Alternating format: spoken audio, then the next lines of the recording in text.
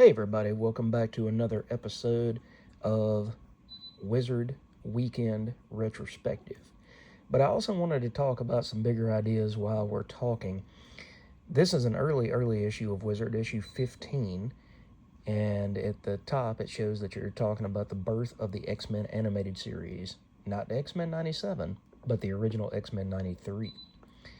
Then you also have a Bill Shatner interview where he's talking about TekWorld and some of his upcoming projects. And there was a Jim Lee trading card when this was polybagged, but unfortunately the polybag is long gone, as is the Jim Lee trading card. But we start with this awesome WetWorks cover by Whilce Portacio. And as we go inside, you get to see it was a little bit rougher here in this 15th issue than it was in the 27th issue that we talked about yesterday. The 27th issue, it was a little more polished, it was a little cleaner. They had, stronger identity. They knew what they were and what they were trying to, what void they were trying to fill in the market. But you get to see all of these different, here's ads for Valiant comics. So you've got Magnus the Robot Fighter, and Bloodshot #1 ships in November of 1993.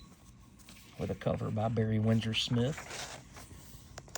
And you get to see snapshots of what the X-Men animated series is going to look like, along with them talking about Tales from the Crypt. And then we move into an interview with Whilce Portacio.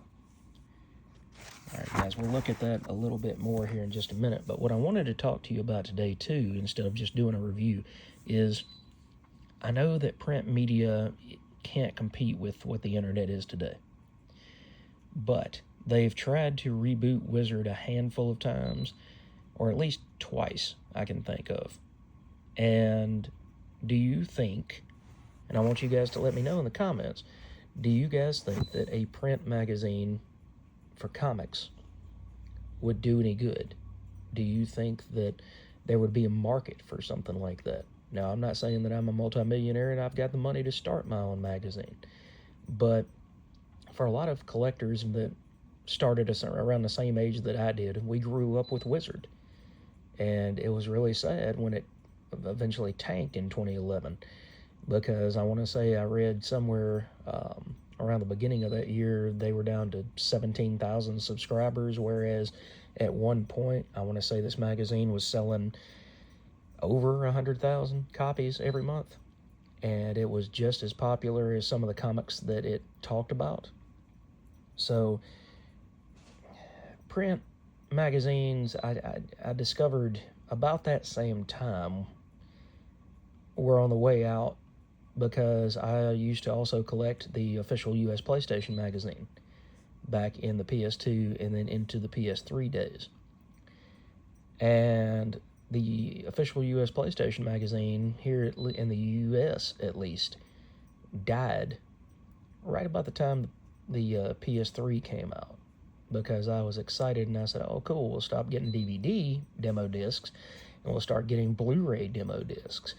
And then the next thing you know, 2 or 3 months later, they said, oh, this is the final issue. And it was owned by Ziff Davis Media. And then I realized, once I started looking at some of the other magazines, like PSM, there was some other unofficial PlayStation magazine, and even the Xbox magazines, they were all under the banner of Ziff Davis. And I want to say that within about 6 months' time, that all of those magazines just disappeared off the shelves. Couldn't find them in the newsstand, couldn't find them at Kroger anymore, you couldn't find them anywhere. And it really sucked, because at that time, like I said, the internet was still growing, and it wasn't the juggernaut that it is today, that you can go Google anything that you want to look up.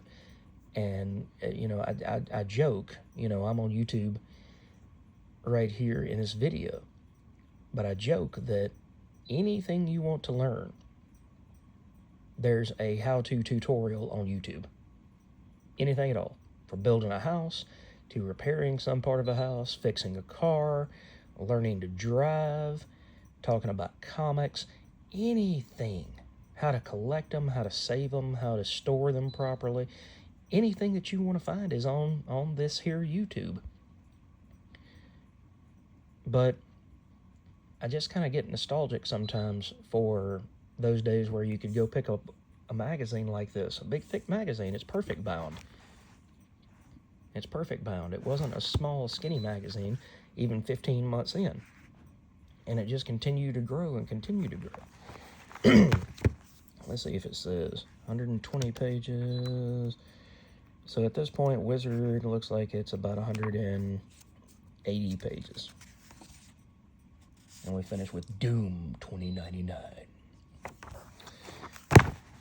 So before we go back in there, like I said, let me know your thoughts and whether you think a print magazine like Wizard, or if even Wizard, if the name could be salvaged, if that would be a good idea for somebody to try to come back and bring that magazine back with a reboot. Now, I know realistically that a print magazine cannot keep up with the internet, but I just think that it would be a fun little nostalgia thing for those of us that did grow up in this time of this magazine and watched it start out as strongly as it did and watched it fall to what it became. I think there's a place in the industry for it. Now, finding journalists who could stay neutral might be a little bit harder these days. I get a lot of my news from Bleeding Cool. But if you have any political leanings, any type of layers to your onion, we shall say, you can read right through the biases of the journalists, quote unquote, that are on Bleeding Cool. You can see straight through them.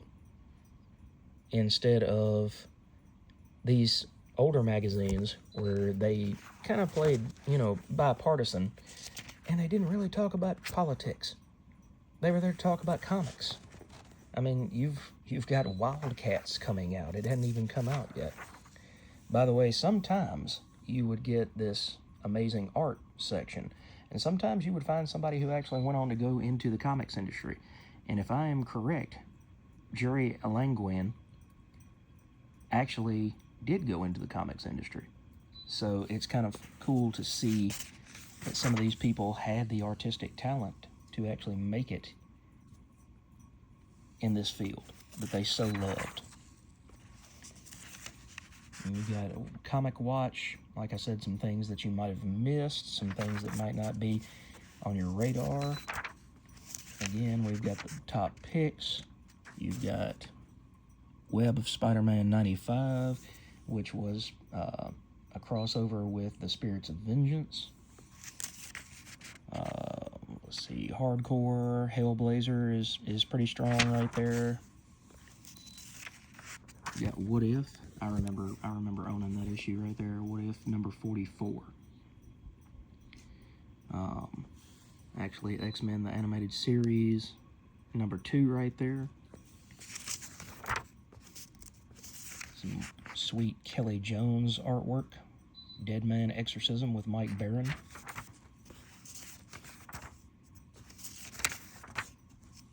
Top 10 books. And Harbinger, Solar, ASM 361. Morbius. You have that. Rob Liefeld was hot back in the day. He's hot now. And here's Youngblood. So, and then we get back in towards the back and we get the price guide again.